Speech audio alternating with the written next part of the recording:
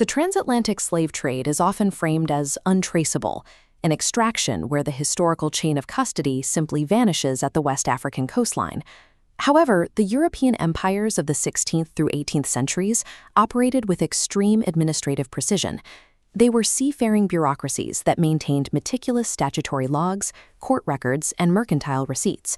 By treating this history as a forensic investigation, cross-referencing colonial cartography, the statutory law, and local archives, a specific paper trail begins to emerge. This audit tracks the documented movement of a specific Hebrew-practicing population from the deep African interior directly into the records of the Americas. This trajectory wasn't lost to the ocean. It was recorded in colonial ledgers and statutory laws that remain available for review today. The first coordinates of this corridor appear in the African interior during the late 1500s. In 1588, Venetian cosmographer Livio Sanuto published a monumental atlas containing a detailed geographic record of the continent. Focusing on the inland region adjacent to the Kingdom of Benin, Sanuto catalogued a specific sovereign territory. He marked this region with the Latin inscription Judearorum Terra, the land of the Judeans. This establishes that the existence of Hebrew enclaves in the African interior was a verified geographic coordinate long before the height of the transatlantic trade. Over the following centuries, these interior populations were pushed toward coastal concentration hubs as regional conflicts funneled captives into European trade fortresses.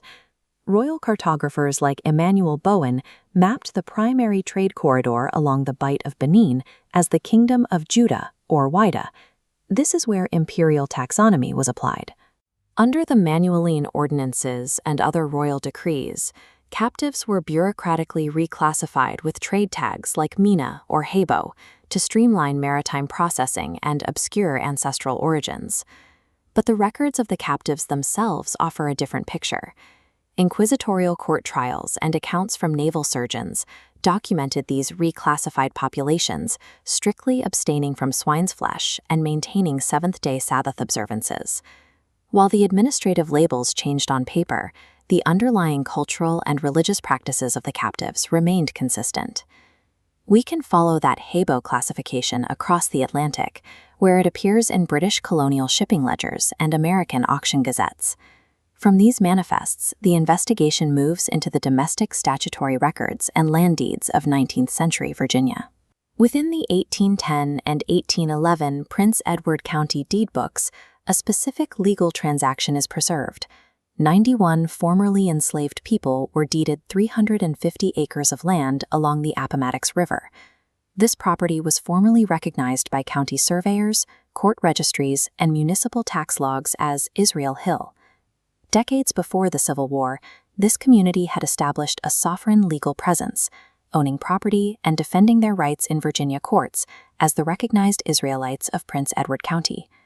While the maps and deeds provide the structural record, a municipal arrival in 1897 adds a final linguistic dimension to the paper trail.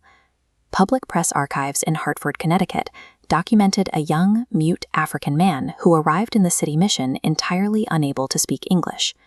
He communicated his identity and origin by rapidly writing on paper pads in a script the local authorities could not read. An ordained rabbi was brought in to interrogate him. The rabbi formally certified that the man was writing in authentic Lashon HaKodesh, the classical Hebrew language, and that he originated from an interior African community where it was spoken daily. From 16th century cartography to 19th century property deeds and verified literacy, the record established in these archives maps a consistent documented line of movement from the interior of Negroland to the American South.